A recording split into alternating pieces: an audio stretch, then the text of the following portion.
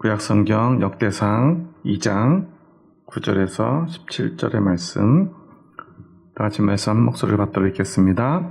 헤스론이 낳은 아들은 여라무엘과 람과 글루베라. 람은 암미나답을 낳고 암미나답은 나손을 낳았으니 나손은 유다 자손의 방백이며 나손은 살마를 낳고 살마는 보아스를 낳고 보아스는 오벳을 낳고 오벳은 이세를 낳고 이세는 맏아들 엘리압과 둘째로 아비나답과 셋째로 시므아와 넷째로 느다넬과 다섯째로 랏대와 여섯째로 오셈과 일곱째로 다윗을 낳았으며 그들의 자매는 수르야와 아비가일이라. 수르야의 아들은 아비세와 요압과 아사엘 삼형제요 아비가일은 아마사를 낳았으니 아마사의 아버지는 이스마엘 사람 예델이었더라. 아멘.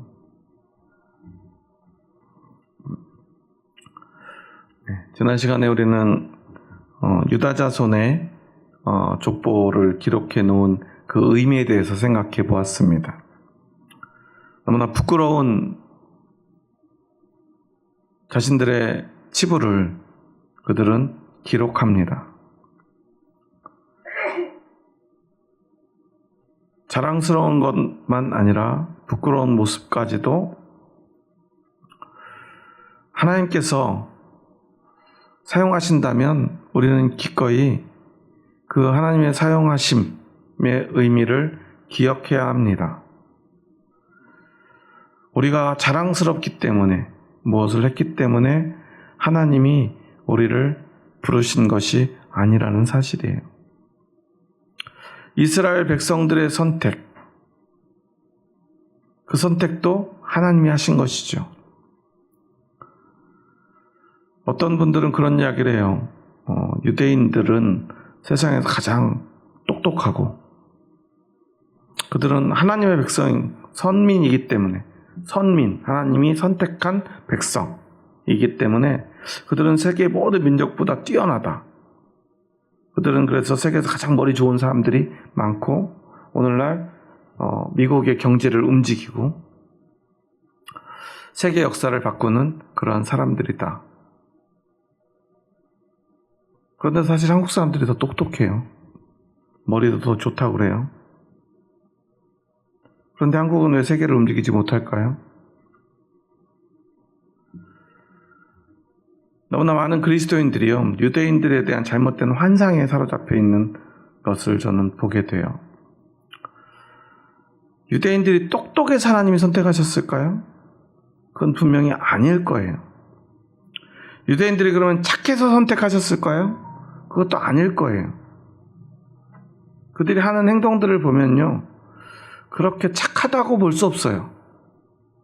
지금 저 이스라엘과 중동에서 일어나는 많은 분쟁들을 보면 이스라엘은 자기들의 이기심으로 살아가는 사람들이지 남을 위해서, 다른 나라를 위해서 자신을 희생하는 나라거나 민족이라고 생각할 수는 없어요. 그들이 어떤 나라들보다 조금 똑똑한 민족인지는 모르겠어요. 하지만 그 똑똑함이 어떤 의미인지도 우리가 확인할 수 없고요. 유대인으로 태어나기만 하면 다 똑똑한 것도 아니죠. 한국 사람이라고 다 똑똑한 거, 한국 사람이면 다 수학 잘하는 것도 아니듯이요. 외국에 나가면 이렇게 동양인처럼, 특히 동북아시아 한중일 사람처럼 보이면 서양 사람들은 당연히 다 똑똑하고 특히 수학을 잘할 거라고 생각한대요. 왜냐하면 특히 미국에서 수학 잘하는 동양인들이 좀 많이 있나 봐요. 그런데 정작 한국에서는 학생들 중에서 수학 잘 못하는 친구들을 뭐라고 표현하죠? 수포자라고 하잖아요. 유독 수학을 잘하는 사람들이 많은 것도 사실이지만 정작 수학하고는 담쌓고 사는 사람이 훨씬 많은 게 현실이기도 하죠. 우리는 어떤 특정 사람들, 그리고 어떤 특정한 특징들을 통해서 그러한 것이 있으면 어떤 결과를 가져올 거다라는 예측을 하기를 좋아해요. 왜냐하면 예측 가능한 사람이 우리에겐 편안하고요. 예측 가능한 미래가 우리에게 편안하기 때문에 그래요. 예측하기를 좋아합니다. 어떤 결과를 보고 이래서 이런 결과를 가져왔구나. 그래서 오늘 우리의 어떤 모습을 보면서 미래를 예측하기를 좋아하죠. 알고 싶어 합니다. 우리는 그렇게 어떤 사람들을 딱 재단하고요. 그렇게 판단합니다. 그래서 우리 믿음의 삶도요. 우리 믿음의 생활도요. 그렇게 하길 원해요. 성경에 보니까 하나님이 유대인들을 선택했고 그들을 선택함으로 해서 하나님의 역사를 이루시니까 유대인들이 어떤 사람인가 보면 우리가 어떻게 될지를 알 수 있겠구나. 이것들을 보니까 하나님은 이런 사람을 선택하는구나.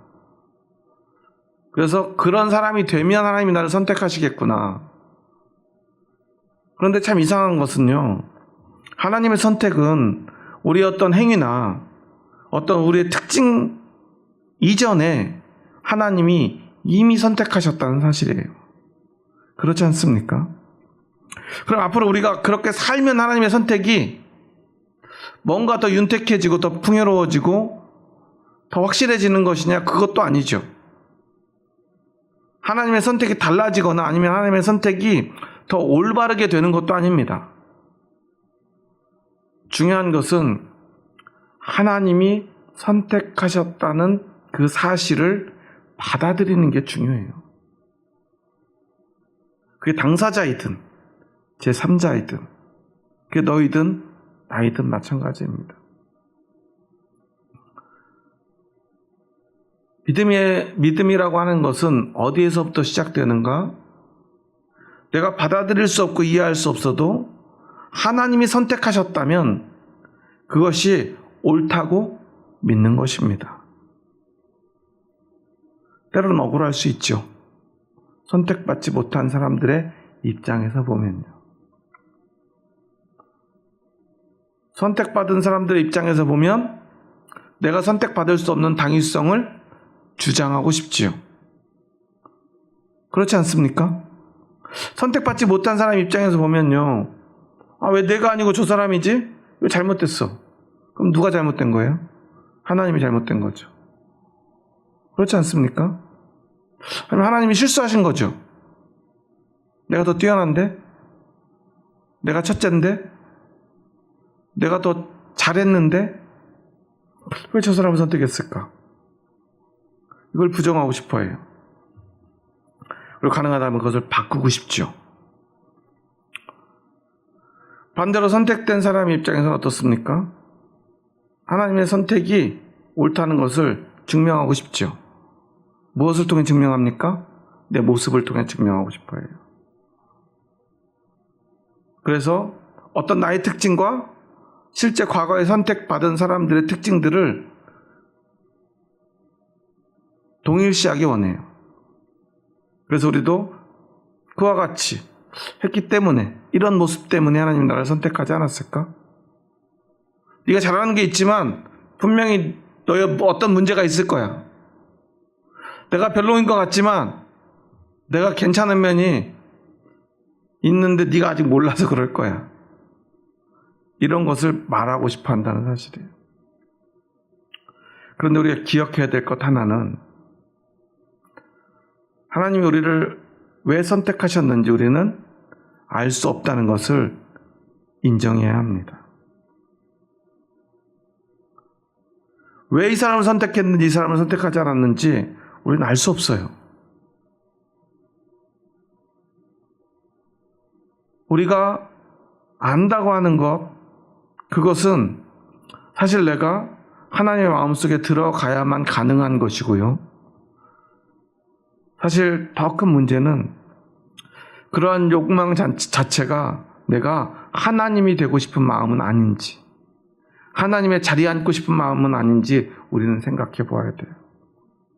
믿음이라고 하는 것은요, 하나님의 모든 것을 인정하는 것입니다. 받아들이는 것입니다. 수긍하고 수용하는 것이죠. 사실 이 유다 자손의 유다의 이야기만으로도 참 받아들일 수 없는 게 너무나 많아요. 유다도 며느리 다말도. 유다에게는 원래 아들이 있잖아요. 그런데 오늘 다윗의 가계라고 기록되어 있는 9절에서 17절에 보면은 다윗은 누구로부터 시작되죠? 이 유다에게는 원래 세 아들이 있었지만 실제로 다윗으로 이어진 아들은 이게 아들이라고 해야 될지 손자라고 해야 될지 참 헷갈리지만 결국 아들이죠. 다말에게서 낳은 누구죠? 베레스. 그리고 그의 아들인 헤스론의 후손들의 이야기가 바로 다윗의 가계의 뿌리인 거죠. 그래서 오늘 구절에 보면 헤스론이 낳은 아들 누구죠? 라무엘, 람, 그리고 글루베. 우리가 이제 이건 여담인데요. 여기 보면은 9절에서 17절은 이 헤스론에서부터 시작해서 누구로 이어지냐면 아들이 셋 있는데 여라무엘, 둘째는 람, 셋째는 글루베. 그런데 첫째 여라무엘의 자손에 대해서는 제일 뒤에 25절부터 나와요. 그리고 먼저 몇 번째 아들이 나오죠? 두 번째 아들은 람의 후손들에 대해서 나와요. 그리고 그게 어디로 이어집니까? 다윗으로 이어져요. 그리고 18절에 보면 누가 나오죠? 헤스론의 아들 갈렙. 근데 헤스론의 아들은 원래 누구예요? 여라무엘, 람, 글루베예요. 근데 갑자기 누가 나와요? 갈렙이 나오죠. 이 갈렙이 글루베입니다. 글루베가 갈렙이에요. 그럼 이 갈렙은 여호수아 친구 갈렙인가요? 아니에요. 동명이인이에요. 성경 읽다 보면 같은 이름인 사람들이 많이 나와요. 그리고 그 이름조차도 여러분 생각해보세요. 그냥 읽으면 글루베하고 갈렙이 같은 사람이라고 느껴집니까? 아니죠. 근데 글루베를 글룹 하면 갈렙하고 같은 뿌리를 둔 그런 단어라는 걸 좀 생각을 해볼 수 있어요. 그러니까 원어를 보면은 갈렙과 글루베를 이게 같은 인물일 수 있겠다라고 우리가 생각을 할 수가 있는데 한글로 이렇게 써놓으면 글루베, 갈렙 이렇게 보면 우리가 같은 사람이라고 생각할 수가 없죠. 그래서 이렇게 성경을 읽을 때 참 이런 어려움들이 있어요. 왜 이렇게 기록했을까 참 우리가 좀 이상하게 생각될 수 있죠. 그래서 사실은 번역을 할 때 이게 우리가 혼동되지 않도록 언어에서는 이렇게 쓰더라도 그냥 애초에 헤스론의 아들은 여라무엘과 람과 글루베라 하고 계속 글루베의 아들은 이러든지 아니면 갈렙이라고 차라리 여기서 써놓고 18절부터 그냥 헤스론의 아들 갈렙이 그의 아들 아내 아수바와 이렇게 기록해놨다면 우리가 쉽게 볼 수 있겠지만 그래서 성경을 참 읽고 해석한다는 게 참 어렵다는 걸 다시 한번 생각하게 돼요. 저도 그냥 읽으면 저조차도 헷갈려요. 저도 주석을 찾아보고 설교하려니까 도대체 갈렙이 갑자기 왜 나오는지 헷갈리니까 찾아보니까 아는 거죠. 그런데 여기서 우리가 주목해야 될 것은 그 단지 이름이 아니라 왜 람인가 하는 거예요. 왜 람의 아들을 통해서 다윗의 계보가 이어졌을까? 왜 헤스론인가는 좀 우리가 쉽게 알 수 있죠. 유다가 다말에게서 낳은 두 아들은 베레스와 세라예요. 근데 그 중에 베레스 그리고 그 베레스의 큰아들인 헤스론. 그런데 갑자기 헤스론의 아들 중에서는 둘째로 이어져요. 원래 유대인들에게는 제일 중요한 권리가 누구의 권리죠? 장자의 권리예요. 둘째, 셋째, 넷째는 다 똑같아요. 오직 장자에게만 그 아버지의 모든 영적인, 육적인 권리가 계승됩니다. 그런데 갑자기 둘째. 그런데 람이 특별히 그 권리를 계승하거나 아니면 이 메시아의 탄생, 다윗의 가계로 이어져야 될 이유 같은 건 설명되어 있지 않아요. 그런데 그냥 하나님은 그 람을 통해서 하나님의 역사를 이어가시는 거예요. 다른 말로 하면 하나님은 그냥 람을 선택하셨어요. 성경에는 왜 람을 선택하셨는지 그 이유가 나오지 않습니다. 그리고 람의 아들은 누구누구죠? 암미나답과 그리고 암미나답은 나손을 낳고 이런 이야기를 합니다. 여기 보면은 10절에서 람은 암미나답을 낳고 암미나답은 나손을 낳았으니 이 나손은 나중에 보면은 출애굽 당시에 했던 이름이 나와요. 그러니까 이게 무슨 의미인가를 우리가 생각해 봐야 돼요. 여기 다윗의 족보인데 헤스론에서 다윗까지 몇 대가 채 되지 않아요. 람은 암미나답을 낳고 암미나답은 나손을 낳았으니 나손은 유다 자손의 방백이라고 그랬잖아요. 이 유다 지파의 대표적인 사람으로 이 나손이라고 하는 인물이 기록이 돼요. 이게 무슨 말이냐면 애굽으로 이주하고 출애굽할 당시에 나손이라고 하는 이름이 나오는데 그 기간이 몇 년 정도 걸리냐면 430년 정도가 걸려요. 근데 430년 동안 이 족보에 나온 이름이 몇 명이에요? 람, 아비나답, 나손이에요. 그러면 1인당 뭐 한 150년? 뭐 이 정도 150년도 넘나요? 거의 한 200년씩 살고 아들을 낳았을까요? 우리가 보통 세대 구분할 때 몇 년으로 하죠? 30년 정도 해요. 그러니까 430년이면 적어도 10대가 넘어야죠. 한 거의 15대 정도 돼야 되잖아요. 3대만을 기록해요. 그러니까 그것을 보면 우리가 이 기록이 어떻게 되었는지를 생각해 볼 수 있죠. 선택적으로 생략하고 선택하고 어떤 의도에 따라서 편집했다라는 것을 우리가 알 수 있어요. 이 뒤에도 보면요. 그러면 이 나손, 출애굽했던 당시에 이 나손부터 다윗까지는 몇 년이 걸리냐면 400년이 지나요. 400년 동안 여기에는 뭐 누구누구만 기록되어 있죠. 나손은 누굴 낳아요? 살마를 낳고, 살마는 보아스를 낳고, 보아스는 오벳을 낳고, 오벳은 이새를 낳고, 이새가 누구의 아빠예요? 다윗의 아버지죠. 4명밖에 안 나와요. 여기서 우리가 익숙한 이름은 누구죠? 그쵸. 누구의 남편이에요? 보아스는? 그쵸. 이방인이었던. 이러한 사람들의 이름이 이렇게 특별히 몇 명만 기록된 이유를 우리는 알겠지요. 여기서 가장 중요한 이유는 무엇일까요? 이 믿음의 계보, 또 메시아의 계보, 그러니까 다윗 왕이 어떻게 태어나게 되었는가? 다윗이 왕이 되기 전까지 다윗의 계보에 관심이 있는 사람이 있었을까요? 없었을까요? 물론 유다 지파 사람들이야 그런 나름의 계보와 족보를 잘 기록하고 그런 거에 관심이 있었을지 모르지만 다른 지파들은 다윗의 계보에 별로 관심이 없었을 거예요. 유다는 그렇게 중요한 인물이 아니었을 거예요. 왜냐하면 유다는 첫째 아들, 큰 아들, 장자가 아니잖아요. 그런데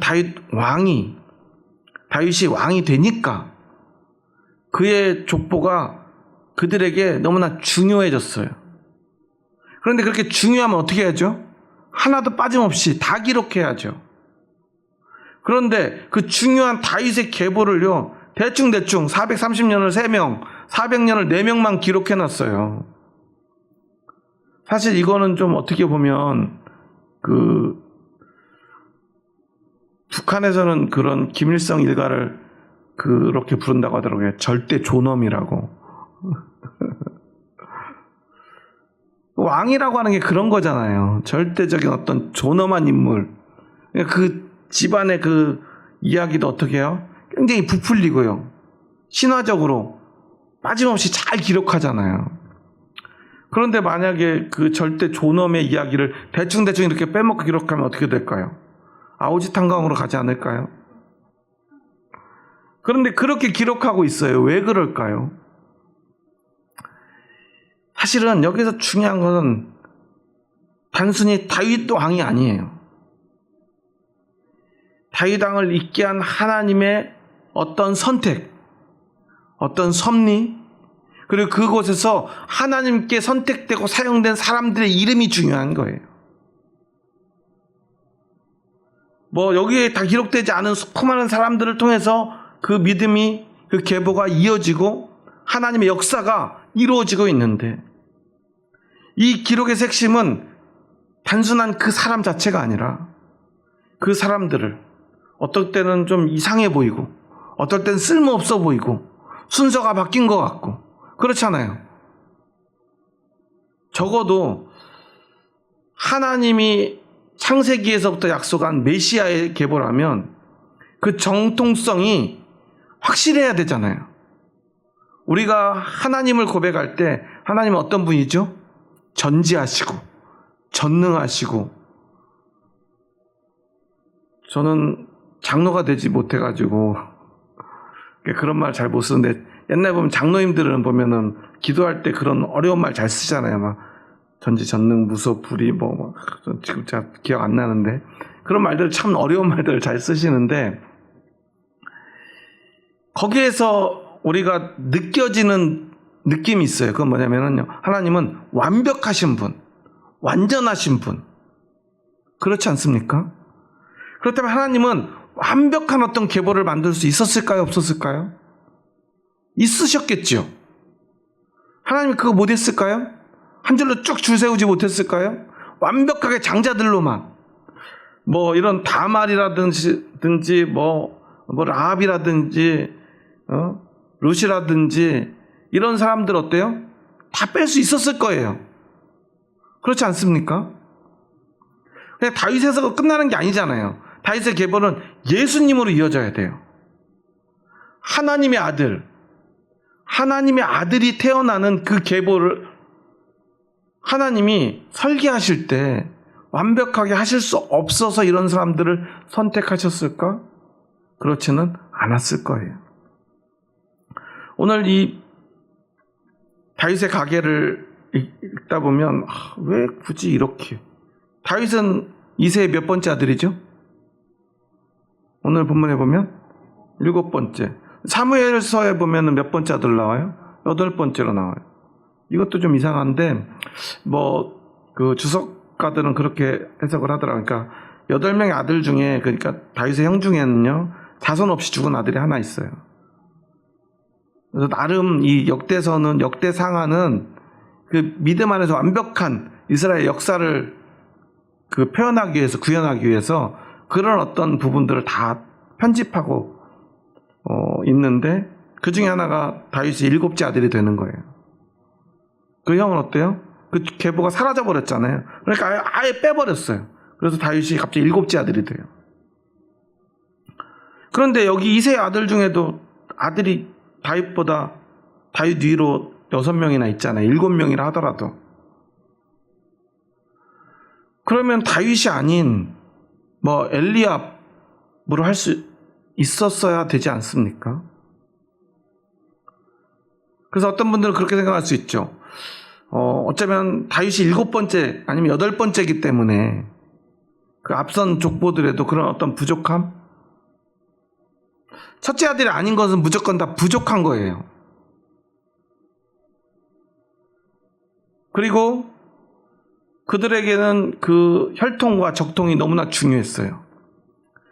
히브리인, 유대인이라고 하는 그 정통성 말했죠. 그런데 다말도 라합도 룻도 다 어떻게 되죠? 그들이 막 완벽한 유대인입니까? 그렇지 못하죠. 여러 면에서. 어쩌면 그런 것들, 다윗의 어떤 부족함을 감추기 위해서, 아니면 그것의 어떤 당위성을 드러내기 위해서 이렇게 한 것일까? 항상 이러한 해석들은 누구의 관점에서 이야기하는 거죠? 다 나의 관점, 우리의 관점, 우리의 해석인 거예요. 왜 그랬는지 우리는 알 수 없어요. 하지만 그 누구라도 하나님께 선택받을 수 있다라고 하는 사실, 우리는 그 사실을 확인하는 거죠. 그리고 중요한 것은 어떤 사람의 능력이나 어떤 몇 번째로 태어났냐라고 하는 어떤 자격이나 위치 같은 것, 그런 것은 아닐 거라는 사실 정도는 우리가 확인할 수 있을 거예요. 그렇다면 여기에서 우리가 생각해야 될 가장 중요한 것, 우리의 믿음에 있어서 하나님의 구원의 역사, 하나님의 섭리 가운데서 가장 중요한 것은 무엇일까? 그것은 어떤 이유인지 알 수 없지만 하나님이 그렇게 선택하셨고 그들을 통해서 역사하신다면 우리는 그 속에서 그것을 받아들이는 거예요. 그리고 하나님의 선택이 어떠하든지 우리는 그 하나님의 선택하심과 섭리하심과 인도하심을 따라가는 거예요. 그것을 받아들이는 거죠. 그럴 때 하나님이 그 부족한 나를 통해서, 우리를 통해서 역사하신다는 사실이에요. 오늘 우리들도 마찬가지입니다. 세상에는요, 대단한 사람들이 참 많아요. 그런데 왜 우리를 선택하셨을까요? 우리는 알 수 없죠. 하지만 중요한 건 하나님이 그런 나를 선택하셨다는 사실이에요. 나의 부족함과는 상관없습니다. 나의 노력과도 상관이 없어요. 여러분, 우리가 앞으로 조금 더 열심히 노력하면 하나님의 역사가 바뀔까요? 그러지 않을 거예요. 그럼 우리는 뭘 해야 될까요? 아무것도 안 하면 될까요? 그럴 수는 없겠지요. 그럼 뭔가 열심히 하면 됩니까? 그것도 아닐 것입니다. 그곳에서 가장 중요한 그것을 찾는 게 중요해요. 그것은 무엇입니까? 하나님이 나를 선택하셨다는 그 사실, 그리고 그 사실을 내가 받아들이는 믿음, 그리고 오직 그 믿음에 감사하며 감격하며 살아가는 나의 삶, 그리고 그것이 때로는 부족하고 때로는 열심히 땀 흘리고 뭐 어떻게 살아가든지 그 모든 나의 삶의 전부를 하나님께 드리는 우리의 믿음의 고백밖에는 없다는 거예요. 그런데 자꾸만 우리는 내가 무엇을 하려고 그러고요, 내가 나를 선택할 수밖에 없는 하나님의 어떤 선택의 이유를 내가 찾아내려고 하는 그런 교만함을 우리는 버려야 합니다. 많은 목사님들이요, 자신의 어떤 치적을 자랑하려고 그래요. 교회에 보면 항상 교회 홈페이지, 특히 큰 교회 홈페이지에 가면 제일 앞에 나오는 게 뭐죠? 교회 역사, 연역이 나와요. 그 연역을 보면 참 대단한 목사님들이 나오죠. 처음에 교회를 만들어서 막 부흥시킨 창립한 일대 목사님, 그리고 그것을 이어서 막 더 크게 막 교회를 성장시키고 건물을 막 의리의리하게 짓고 교회를 몇 명으로 부흥시킨 뭐 그런 2대, 3대 목사님들에 대한 이야기. 그런데 우리가 주목해야 될 건 그런 게 아니지 않습니까? 어떤 교회는 굉장히 커지고요, 부흥이 돼요. 그러면 그렇게 교회를 크게 부흥시킨 목사님은 그가 그렇게 큰 목회를 할 것이기 때문에 하나님이 선택하신 것일까요? 그건 아닐 거예요. 그렇지 않습니까? 아니면 그분에게는 어떤 특별한 이유가 있어서 그분을 그렇게 크게 교회를 일으킬 목사님으로 선택하셨을까요? 그분이 태어나기 전부터 뭔가 대단한 어떤 어머니가 막 기도를 하고 막 꿈을 꿔가지고 하나님은 그분을 선택할 수밖에 없는 이유가 있었던 걸까요? 아니면 그가 뭐 그렇게 태어나지 않았지만 살면서 어떤 믿음의 고백이나 어떤 삶의 어떤 열정과 그런 걸 통해 가지고 하나님께 뭔가를 증명해냈기 때문에 하나님 그 사람을 선택해서 대단한 일을 맡기셨을까요? 그것도 아닐 거라는 거예요. 우리는 다윗 하면 제일 먼저 떠오르는 사건이 뭐죠? 누굴 물리쳐요? 골리앗을 물리쳤잖아요. 그 골리앗을 물리친 그 한 사건이 다윗이 왕 되게 하고요, 이스라엘을 사울 왕의 어떤 그 부족함 때문에 망가져버릴 하나님 나라의 왕국을 정말 제대로 다시 세우게 만들죠. 그런데 완벽한 하나님이라면 사실 사울 왕을 처음부터 할 게 아니라, 세울 게 아니라 다윗을 왕으로 세우셨으면 어땠을까?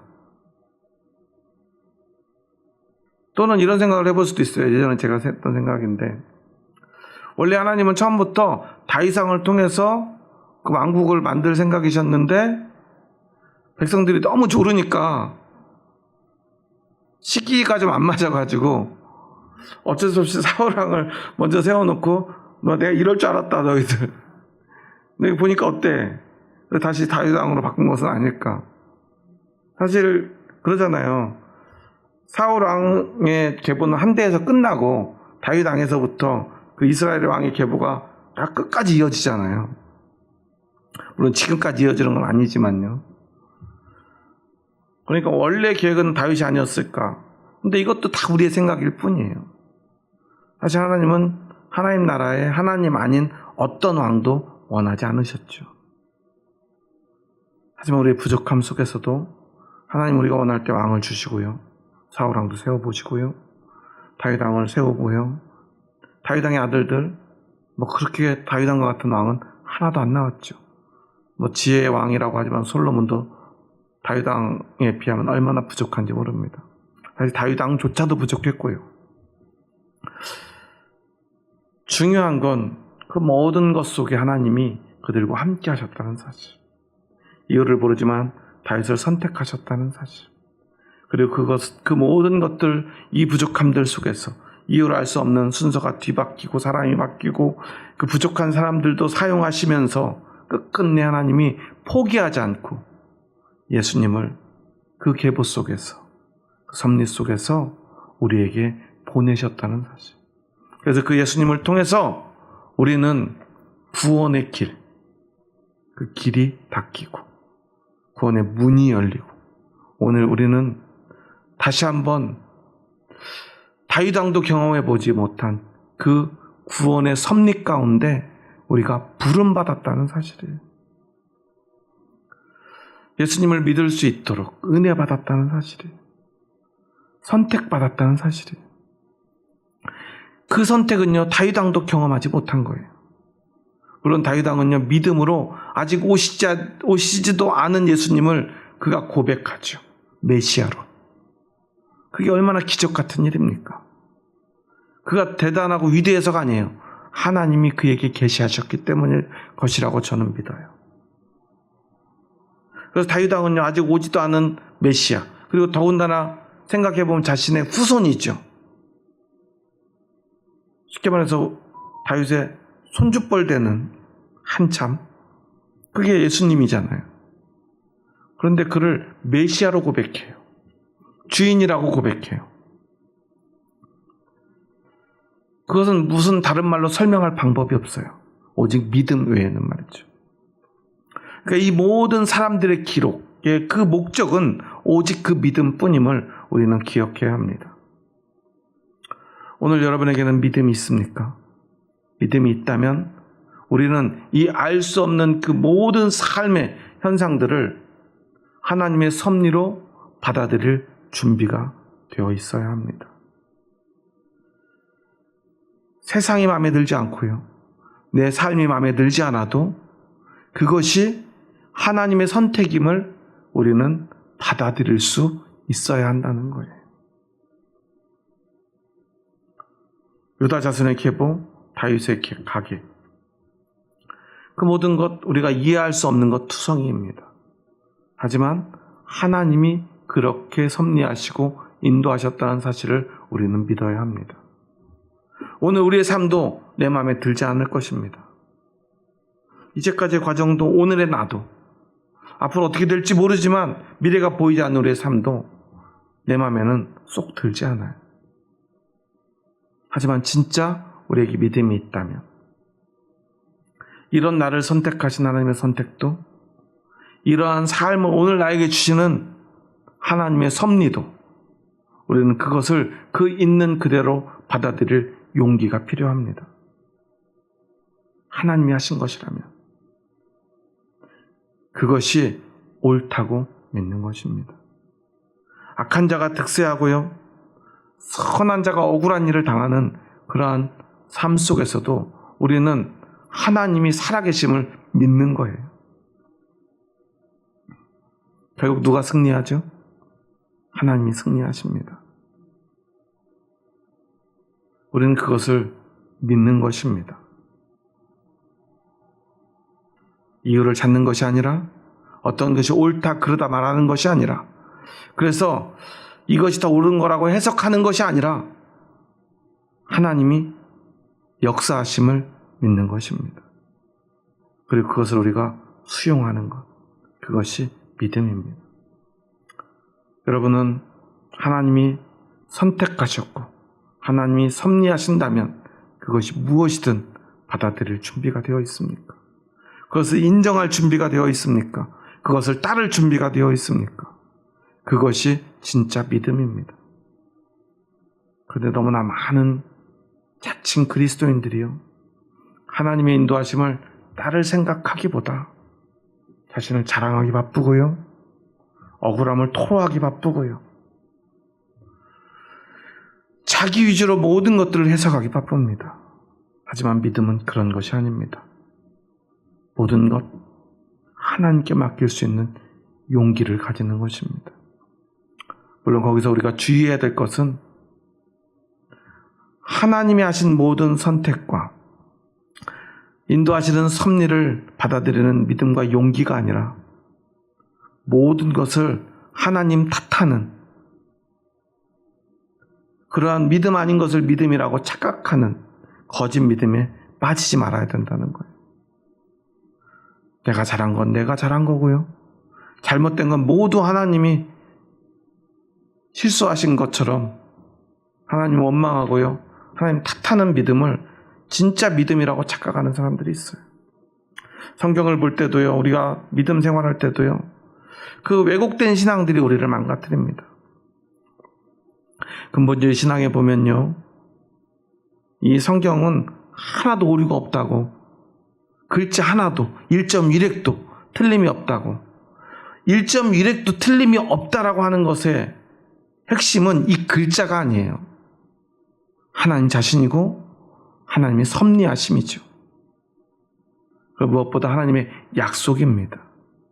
하나님은 그 약속을 반드시 지키시는 분이기에 그 약속에 대해서 1.1획도 거짓이 없으신 분이라는 것을 우리는 믿는 것이죠. 즉 하나님은 반드시 나를 구원하시겠다고 약속하셨고 나를 선택하셨다면 나를 반드시 살리실 것이라는 그 믿음 말이에요. 그런데 우리는요, 그냥 이 글자에 내가 나를 증명하기 위해서, 또한 그리고 내가 오랜 시간 노력했던 그 모든 것이 옳다는 것을 사람들에게 드러내기 위해서 이것저것 짜맞추고요, 안 되면 하나님께 사실은 핑계대는 거면서 마치 그것이 진짜 믿음이냐, 모든 것을 하나님의 이름으로 변명하며 자신의 죄도 덮으려 하고요, 자신의 잘못한 것도 다 하나님이 잘하신 것, 하나님이 인도하신 것이기 때문에 그것이 옳다라고 주장하기 위해서 하나님의 이름을 이용하고요, 그리고 나의 적은 하나님의 적이다 라는 식으로 모든 것을 자기에게만 유리하게 적용하는 그러한 거짓 믿음들 앞에 우리는 굴복하지 말아야 합니다. 우리가 이 모든 것들을 분별하고요, 그리고 참된 진리와 지혜 가운데 나아가기 위해서는 가장 중요한 기준이 있어요. 그것이 누구를 위한 것인가? 나의 이익을 위해서, 나의 유익을 위해서, 나를 증명하기 위해서.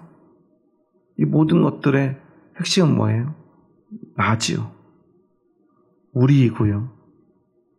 나, 그리고 나와 함께하는 우리 편들, 그 유익을 위해서, 이익을 위해서 모든 것들을 해석하려고 하는 그 모든 시도들이 바로 거짓된 것입니다.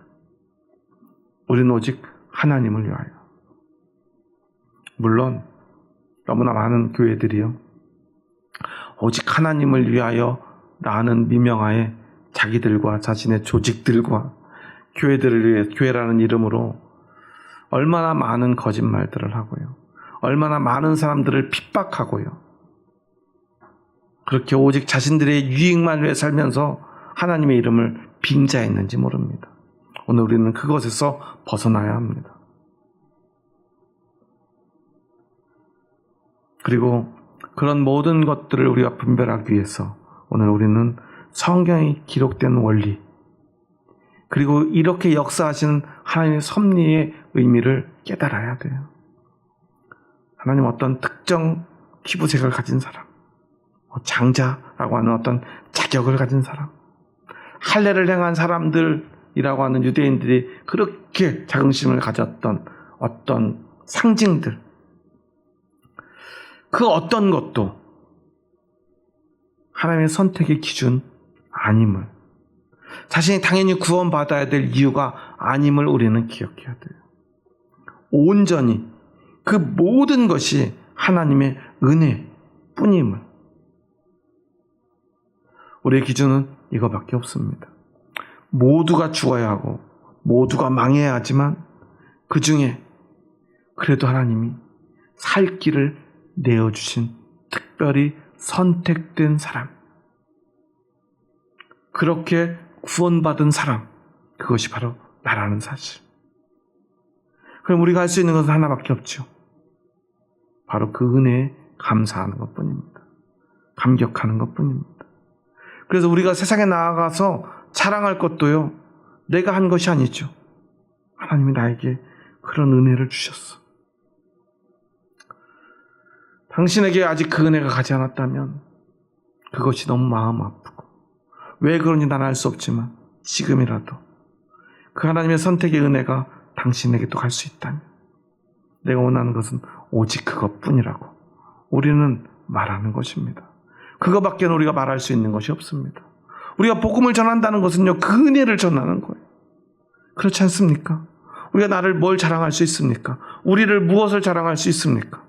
하지만 아직 하나님의 선택의 기회가, 그 은혜의 기회가 남아있다면 그 은혜를 전하고 은혜를 구해야 되지 않겠습니까? 먼저 은혜 받은 우리가 그것을 나눌 수 있다고 예수님은 말씀하셨고, 그것을 나눠야 된다고 말씀하셨어요.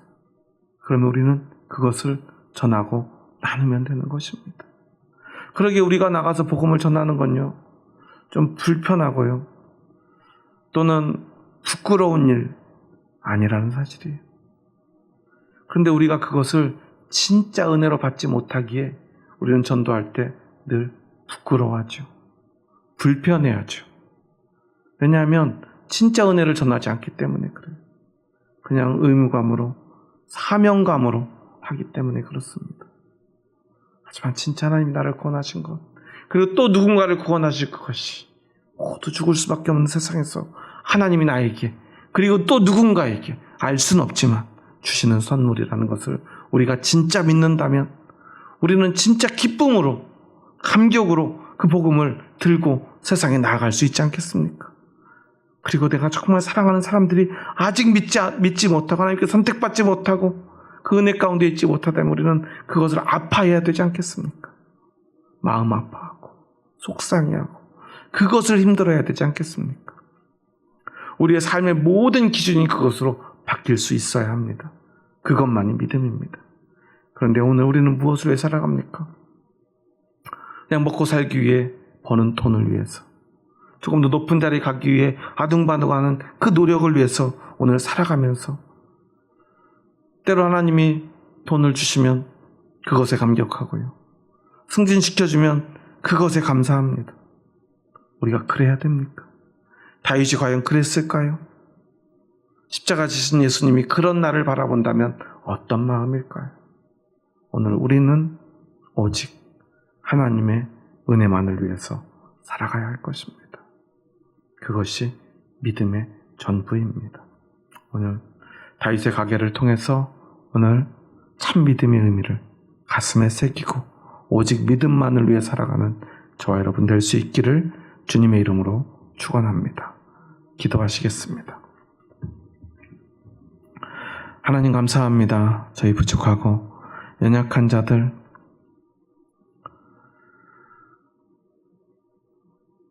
믿음으로, 구원으로, 그 영원한 생명으로 불러주시니 감사합니다.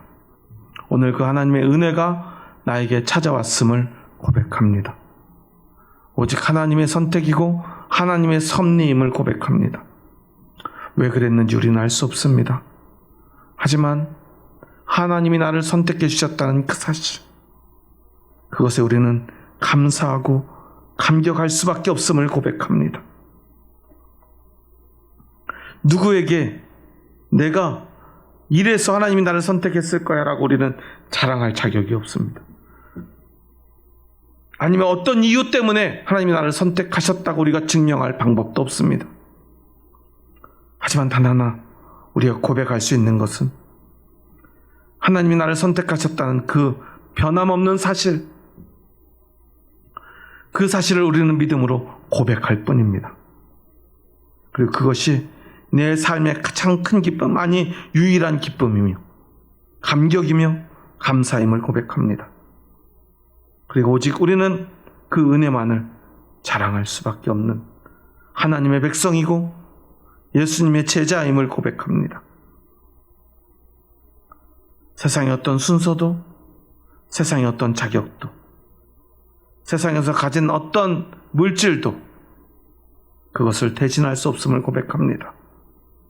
그리고 그 무엇으로도 그것과 바꿀 수 없음을 고백합니다. 하나님, 오직 그 믿음만으로 오늘 우리가 살아가며 오직 그 믿음만을 자랑하며 그 믿음만을 드러내며 그렇게 하나님의 섭리를, 그 사실을 믿고 받아들이고 그것을 전하며 살아가는 저희들 되게 하여 주시옵소서. 예수님의 이름으로 기도합니다. 아멘.